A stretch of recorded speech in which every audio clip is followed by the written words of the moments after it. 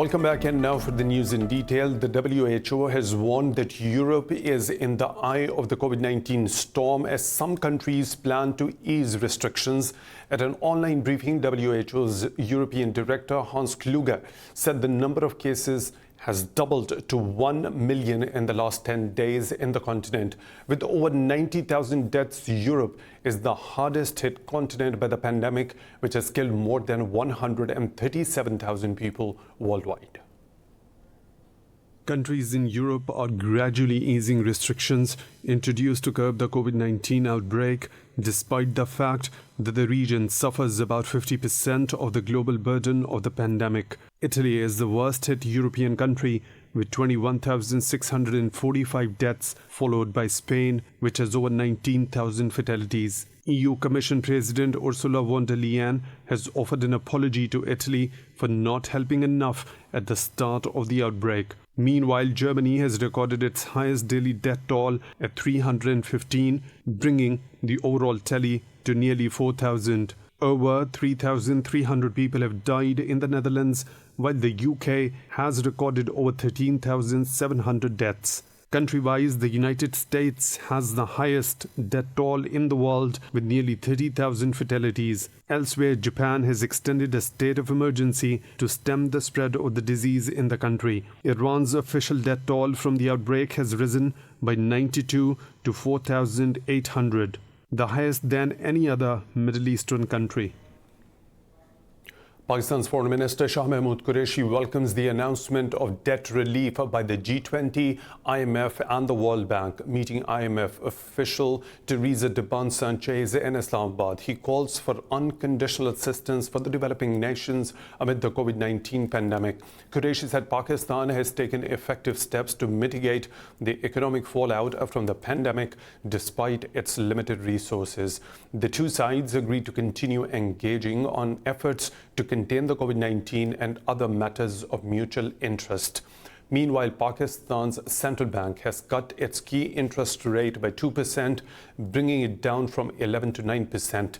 Pakistan has reported 128 deaths with nearly 7,000 infections and over 1,600 recoveries. In India, 6 major cities, including the capital Delhi and the financial capital Mumbai, have been declared coronavirus red zones. In a new guideline, the government divided the country into color-coded areas depending on the level of infection. Red zones indicate infection hotspots, orange denotes some infection, while green shows an area with no infections. In total, 170 districts in the country have been designated red zones, but there are no green zones yet. Apart from Delhi and Mumbai, the cities of Chennai, Bangalore, Kolkata and Hyderabad have all been marked red. India has so far reported over 12,000 cases and more than 400 deaths due to coronavirus.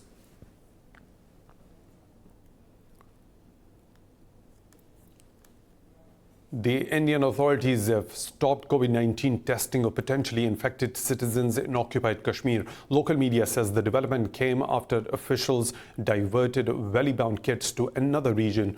The local medics told media the valley was supposed to get 5,000 kits urgently, but delivery was diverted midway. They said the halt in supply has forced hospitals to stop lifting swabs from suspected COVID-19 cases in the valley. Earlier, doctors said it is impossible for them to tackle with pandemic due to the communications and internet blockade. The occupied territory has been under Indian curfew and the communications clampdown for the last 256 days.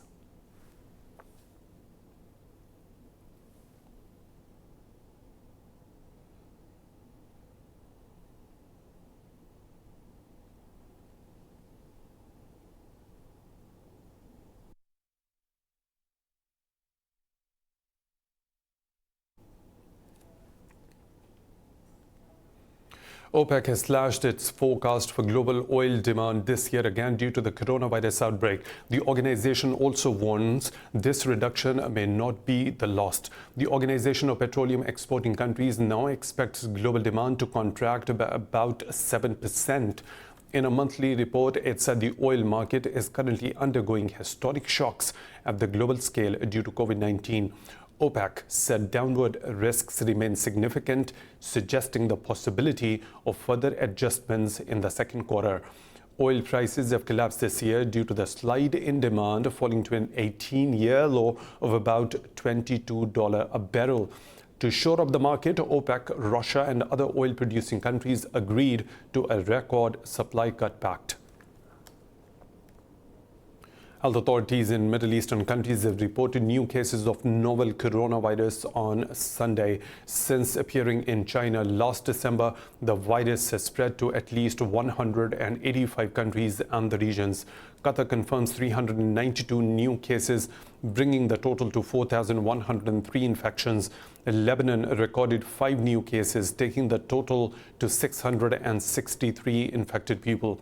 Kuwait reported 119 cases, with the total reaching 1,524 patients. The number of the coronavirus deaths in Israel has reached 140, while the number of infected people stood at 12,451. Meanwhile, the 6 GCC countries have approved Kuwait's proposal for a common network for food supply safety. The International Vaccine Institute says it is hopeful for the progress in the development of an anti-coronavirus vaccine. In an interview, Director General Jerome Kim said it is a remarkable achievement to have human trials around the globe in 2 months. More on this report. Kim said vaccines, in general, are hard to develop, but the global focus on one target can achieve positive results. He said global cooperation is required to vaccinate a major section of the world population. It takes between 5 and 10 years to develop a vaccine, but these are not usual circumstances. So scientists around the world are hoping that we are able to prove that a vaccine works in 12 to 18 months. Meanwhile, the University Hospital of Wales in Cardiff hopes to offer the treatment as part of a study within a month. At least 32 Rohingya Muslims have starved to death on a ship stranded in the Bay of Bengal for weeks. Over 750,000 Muslim minority members fled to Bangladesh after the 2017 massacre by Myanmar's army. Bangladesh Coast Guard officials say they rescued over 390 others from the illegal vessel trying to reach Malaysia. The officials said the refugees were at sea for about 2 months. It is unclear whether the refugees had left from Bangladesh or Myanmar. Some reports said the boat had been turned back by Malaysia because of the coronavirus pandemic. Meanwhile, Malaysian police said several boats were trying to reach the country's shores and monitoring had been stepped up. China has rejected U.S. allegations that it conducted secret low-level underground nuclear test explosions. Foreign Ministry spokesperson Zhao Lijian said Beijing is committed to a moratorium on nuclear tests. Zhao said China has been actively fulfilling commitments to treaties on arms control and said false U.S. accusations are not worth refuting. Earlier, the State Department said China may have secretly set off a low-level underground nuclear test despite an international pact. Meanwhile, the U.S. also accused Russia of carrying out a test of an anti-satellite missile, saying such activity threatens American assets in space. Moving on to Russia, which says the surrendering militants have revealed that the U.S. is planning to sabotage oil and transport facilities in Syria. Russian Reconciliation Center Chief Oleg Zhuravlev said a group of 27 militants has surrendered to the Syrian government army. Zhuravlev said the fighters were imparted training at a U.S. military base and were then tasked to target Syrian facilities. This comes as Russia and Syria called on the international community to exert pressure on the U.S. for lifting sanctions on Damascus. In a statement, the Syrian and the Russian coordination committees said U.S. curbs are aimed at exterminating people of a whole country. The U.S. says 11 vessels of Iran's Islamic Revolutionary Guard Corps Navy came dangerously close to its Navy ships in the Persian Gulf. The hostility between the two countries are at its peak since the U.S. unilaterally pulled out of 2015 nuclear deal. The U.S. Navy said Iranian vessels approached 6 U.S. military ships during integration operations in international waters. It said at one point the vessels came within 10 yards of the U.S. Coast Guard cutter Maui. The Navy said U.S. ships issued several warnings through bridge-to-bridge radio and blasts from the ship's horns. Iranian authorities have not commented on the incident as yet.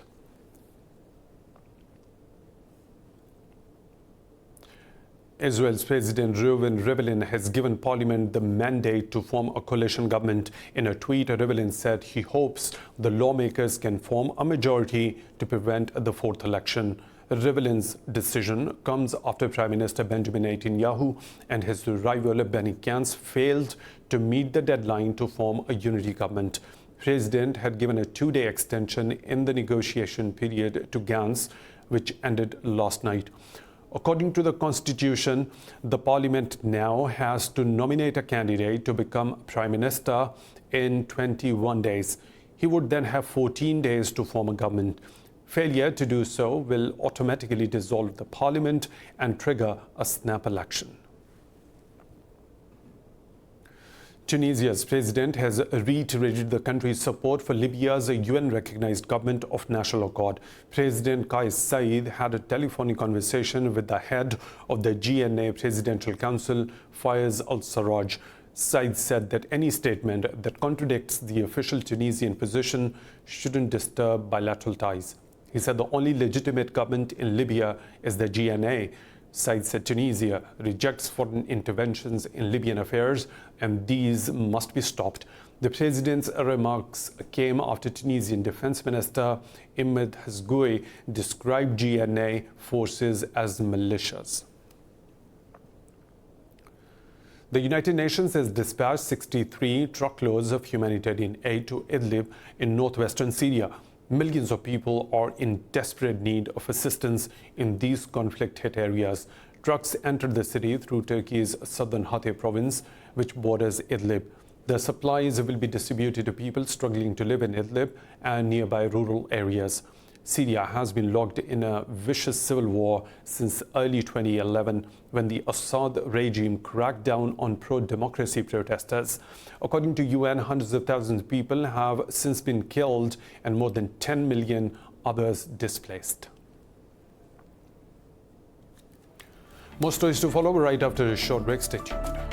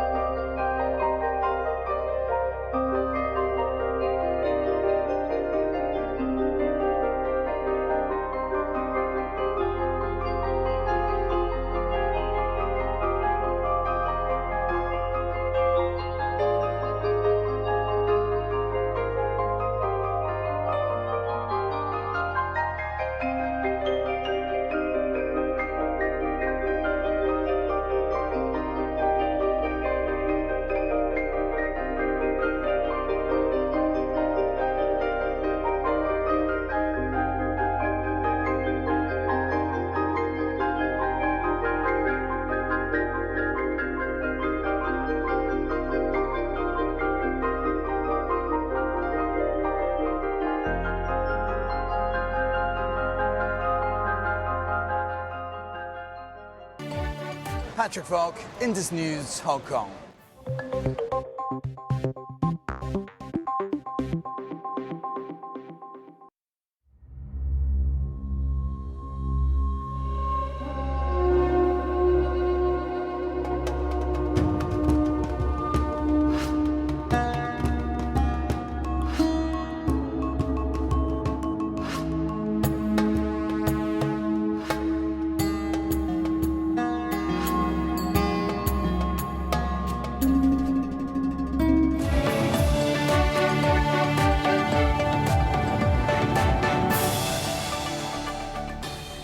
Welcome back. In South Korea, the party of President Moon Jae-in has won a decisive victory in the parliamentary elections held yesterday. With nearly all votes counted, Moon's Democratic Party won 163 of 300 seats in the National Assembly. Ruling party's sister group, the Platform Party, has won 17 seats, giving the government a total of 180 seats. National Election Commission says the conservative opposition United Future Party and its smaller sister party have won 103 seats. Meanwhile, Tae Yong-ho has become the first ever North Korean defector to win a constituency seat in South Korea.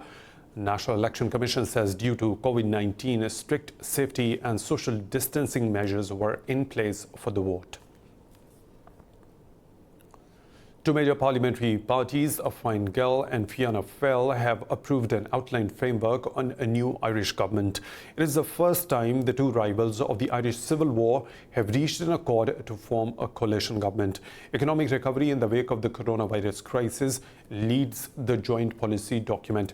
The framework document said two parties, which have swapped power since Irish independence in 1921, were committed to working together. It said parties will establish a unit at Prime Minister's office to work for consensus on a united Ireland. Fianna Fáil emerged as the largest party in terms of seats following February election. U.S. Senator Elizabeth Warren says she endorses Joe Biden for president. This gives the presumptive Democratic frontrunner another high-profile backing from one of his former rivals. Warren, a progressive leader who ended her own bid for the White House last month, released a video announcing her support. Earlier this week, Senator Bernie Sanders and former President Barack Obama also endorsed Biden. Warren said in this moment of crisis, it's important that the next president restores Americans' faith in effective government. However, she said she does not agree with Biden all the time, but praises his willingness to adapt. Biden has adopted Warren's plan on bankruptcy, on which the two rivals had clashed over in the past. NATO defense ministers say they will work to counter the spread of disinformation amid the coronavirus pandemic. In a statement, the U.S. Department of Defense said NATO will maintain a strong deterrence and defense posture to preserve alliance security. The statement emphasized on the importance of countering misinformation from both the state and the non-state actors. The department said many people are using the pandemic to spread false and harmful narratives. A third of nearly 2,000 sailors aboard a French aircraft carrier have tested positive for COVID-19. Paris says 668 sailors from Charles de Gaulle and escort vessel in its battle group are confirmed to have the virus. The Defense Ministry said 31 crew members were being treated in the hospital, with one in intensive care. Last week, France decided to bring Charles de Gaulle home 10 days early from a deployment in the Atlantic after crew members showed virus symptoms. The carrier, which had helicopters and fighter jets on board, was accompanied by two frigates. Sailors from Charles de Gaulle's, one of the frigates, and pilots who returned aircraft to their respective bases are all placed in isolation for 14 days. Ukraine says its government forces and pro-Russian separatists in the Donbass region have started this year's first prisoner swap. In a statement, the president's office said Ukraine will take back 19 of its citizens from a checkpoint on the contact line. The statement said President Volodymyr Zelensky is complying with the agreements reached during the Normandy summit in December 2019. Zelensky's office said negotiations were also ongoing for the release of the Ukrainians held in Russia. The Donbass conflict has killed more than 13,000 people since 2014. Australian police have ended a rooftop and hunger strike protest that began 5 days ago in Sydney. The protest was staged outside the Willowwood Immigration Detention Centre. 3 detainees who refused to come down from the roof were arrested and taken into custody. Detainees were angered after the government refused pleas to release them from the centre amid the health crisis. The authorities had also denied requests for COVID-19 testing at the centre. While some countries have released some non-violent detainees from prisons and detention centres, Australia has refused to take similar measures so far. In Bolivia, indigenous residents are lining up to use a steam booth for herbal medicine. They believe that it will ward off the new coronavirus. This report has the details. Although modern medicine has not established a link between stopping coronavirus and herbal medicine, locals in the Bolivian city of El Alto think otherwise. They step inside a booth to receive a steam treatment with herbs such as eucalyptus and chamomile. What we are doing is raising awareness that we don't have a cure, but this is a way of preventing coronavirus. We know that coronavirus hits the respiratory system, and with this medicine, we can eliminate afflictions that we have that causes bacteria. They say the pre-Hispanic tradition works by boosting the body's respiratory system. Us being steamed with herbs is good. The herbs will help us become better. With this sickness, it is like a cold, and that is why herbs will make us better. Doctors aren't going to make us healthy. The booth was installed by health officials. So far, Bolivia has reported over 400 coronavirus cases and 29 deaths. Well, birthday celebrations have been cancelled across the globe due to the measures to stop the spread of the coronavirus. But a family in the US has found other way to make their child's landmark day special despite the lockdown. More in this report.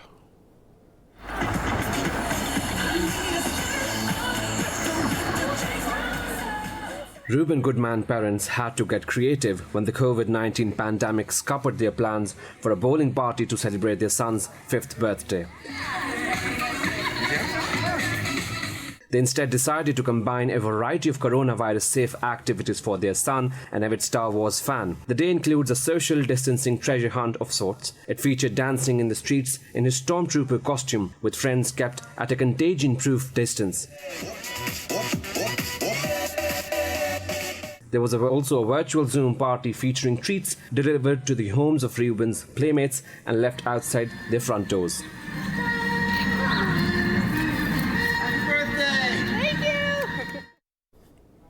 A popular line of toy figures in the Czech Republic have begun wearing face masks to raise funds to buy equipment for medical staff. The toy maker began equipping its small plastic figurines, which are similar to Lego or Playmobil, with masks in March. It is donating part of its sales from the toys to purchase protective equipment for doctors and nurses in the region where the company is based. Czechs began to make homemade masks after the new coronavirus began to spread in the country. CEO Miroslav Kotek said that's where they got this idea. The company said it had generated around $9,000 in funding for protective equipment. The Czech Republic made it mandatory for its more than 10 million residents to cover their noses and mouths to reduce the spread of the disease. It's time for a short break. I will be back with more stories. Stay tuned.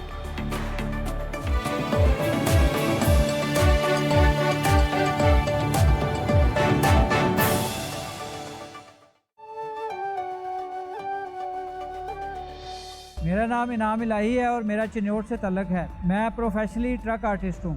जब बचपन में हम टेक्सला में मुकीम थे तो वहाँ पढ़ाई के साथ साथ मुझे रंगों का इम्तजाज बहुत अच्छा लगता था और ट्रकों पर बनी हुई पेंटिंग्स और फूल वगैरह मुझे बहुत मुतासर करते थे। इस वजह से मैंने 16 साल की उम्र में ही वहाँ की एक लोकल वर्कशॉप में एक ट्रक आर्टिस्ट के ज़ेरे साया काम सीखना शुरू कर दिया। इसके बाद मैंने सोचा कि इस काम में मज़ीद जिद्दत और मज़ीद पुख्तगी हासिल करने के लिए फिर मैं लाहौर आ गया और यहाँ से आके मैंने पेंटिंग का डिप्लोमा किया। इसके बाद मैं फ़ौरन ही कराची चला गया। वहाँ से मैंने मशहूर उस्ताद हैदर अली के साथ तकरीबन कुछ 14-15 साल काम किया। 15 साल के बाद वापस मैं लाहौर आ गया और मैंने यहाँ से ट्रक आर्ट पेंटिंग का काम मैंने दोबारा से शुरू कर दिया। ट्रक आर्ट जो है इसके ऊपर आपको कैलीग्राफी भी नज़र आएगी, इसको आपके ऊपर पोर्ट्रेट भी नज़र आएंगे। इसके अलावा इसके ऊपर आपको फ्लोरल पैटर्न नज़र आएंगे, ज्योमेट्रिकल पैटर्न नज़र आएंगे, मुख्तलिफ आपको जो इलाकाई मशहूर परिंदे हैं वो नज़र आएंगे, एनिमल नज़र आएंगे। ये हमारे प्रोविंस हैं, उनका कल्चर जो है उनकी अक्कासी करते हैं। एक ट्रक को पेंट करने के लिए तकरीबन 2 से ढाई माह का अरसा लगता है। हाल ही में मैंने अमेरिकन कौंसलेट में एक ट्रक आर्ट की वर्कशॉप करवाई है कौंसलेट स्टाफ के लिए और उन्होंने इस चीज़ को बहुत अप्रिशिएट किया है। मैं ट्रक आर्ट को जो है वो मुख्तलिफ मैंने स्कूल्स के अंदर, कॉलेज के अंदर, यूनिवर्सिटीज़ के अंदर वहाँ मैं ट्रक आर्ट की वर्कशॉप भी दे रहा हूँ ताकि हमारा ये जो एक कल्चरल जो ट्रेडिशनल हमारा जो आर्ट है हमारी नौजवान नस्ल तक भी पहुँच सके और वो इसको सीख सके।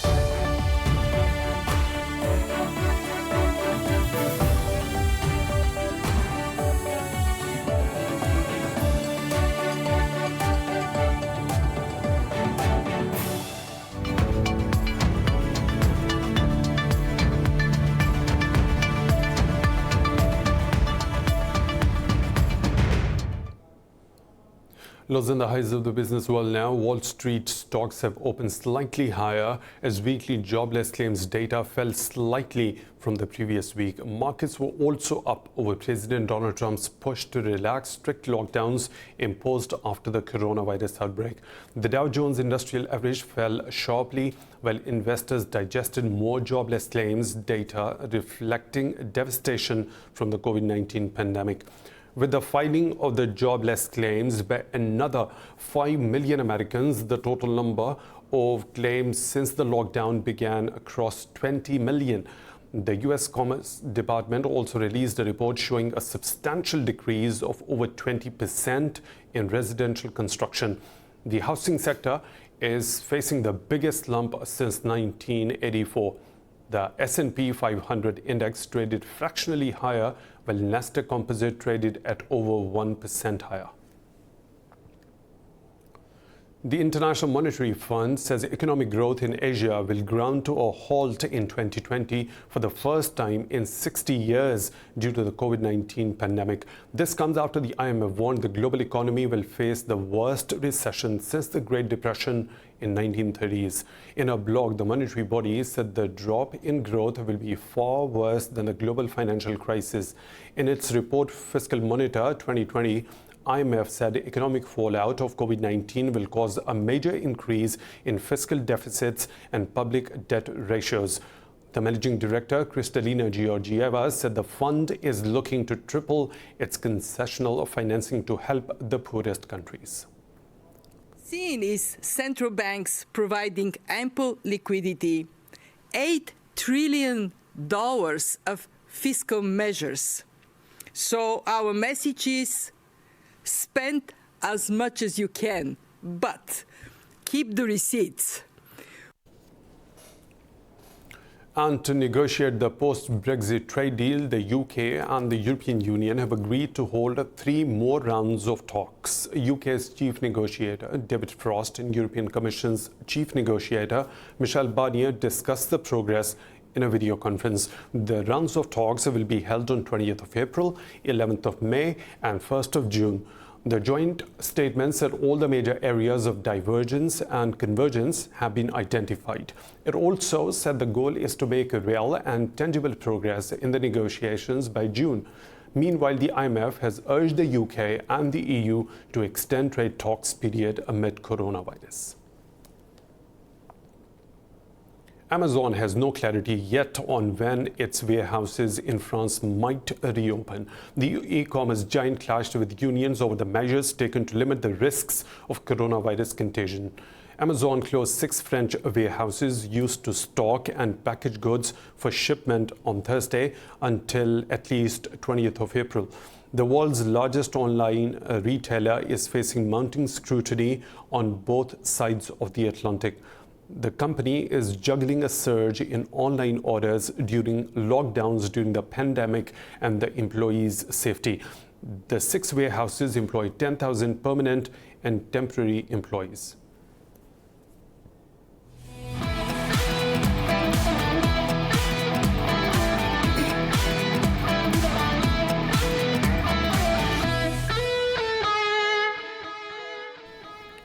And in sports, English Premier League clubs will discuss the option of putting a 30th June deadline for the 2019-20 season at a meeting on Friday. Not all clubs have been involved in informal discussions at this stage, but club owners are looking at how to avoid potentially difficult contractual situations. Numerous players' present deals will expire on 30th of June, notably Chelsea midfielder Willian and Tottenham defender Jan Vertonghen. In addition, Liverpool are due to change their kit sponsors, while Watford and Newcastle are also changing suppliers. World Football's governing body, FIFA, is aware of the problem and is looking at alternatives like a rolling contract extensions. The season is currently suspended indefinitely because of the coronavirus pandemic. The U.S. Soccer Federation says it is shutting down its Youth Development Academy permanently due to the financial fallout from COVID-19. In a statement, the governing body said the decision was effective immediately. The body said extraordinary and unanticipated circumstances surrounding the pandemic resulted in a financial crisis. It said the fallout has forced the academy to discontinue its operations. Following the announcement, Major League Soccer said it will launch its own elite youth competition for teams that were part of the academy. The U.S. Soccer founded the institute in 2007 and included competitions across 5 age groups. Cricket Australia says it has decided to allow the majority of its staff on reduced pay until the end of the financial year. The global health crisis has halted professional cricket around the world, leaving most boards bracing for significant revenue reductions. This year's lucrative Indian Premier League has been postponed indefinitely, while a cloud also hangs over the Men's 2020 World Cup in Australia in October-November. The England and the Wales Cricket Board last month announced an aid package of more than $75 million to help English game withstand the financial impact of the COVID-19 pandemic. Anthony Joshua has challenged Tyson Fury to fight him next. According to Joshua, a unification bout between the pair as their next contest would be enthralling. Joshua holds 3 of the 4 world heavyweight titles, with fellow Briton Fury in possession of the other. No fighter has ever held all 4 titles, but both men have contracts in place to face other opponents next. Joshua is due to defend his IBF, WBA and WBO world titles against Bulgarian Kubrat Pulev next. Fury, who won the WBC title from Deontay Wilder in February, is set to face the American again.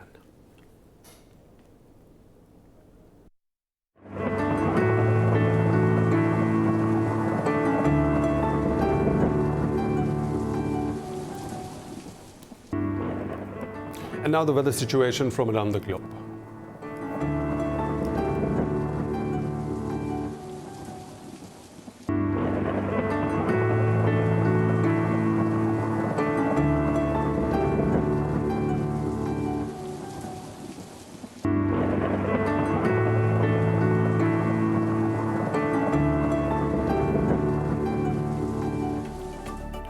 And that's all for now. For the latest updates, you can follow us on social media at Indus News.